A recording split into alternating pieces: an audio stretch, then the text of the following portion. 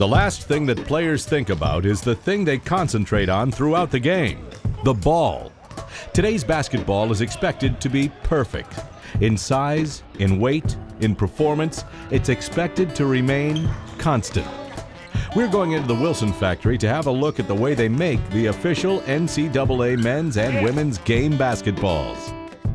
The NCAA basketball is composed of 3 sections: a wound air-filled bladder, a rubber carcass, and a 100% moisture-absorbing composite cover.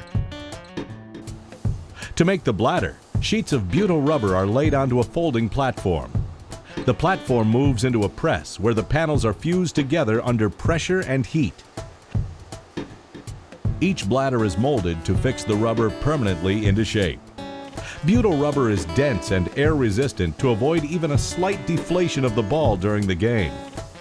3,000 meters of 3-ply nylon thread is wound around the bladder to further ensure that the ball will retain its shape and to assist with rebound qualities during the game.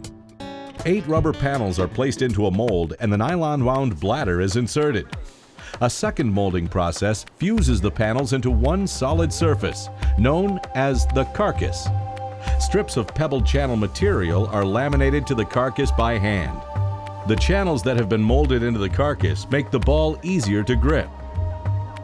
The composite leather cover material is also pebbled to enhance performance and gripability. The edge of each panel is skived and an adhesive is applied to both the carcass and the panel back.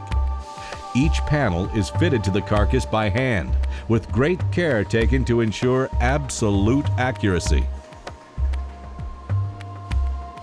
The ball is overinflated inside a mold to press and fit the panels firmly to the surface of the carcass, and also to remove any air bubbles.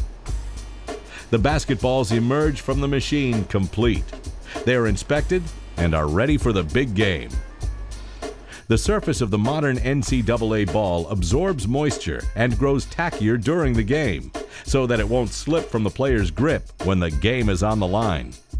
Consistency of the ball takes some of the pressure off these young players and allows them to concentrate on their skills during the game.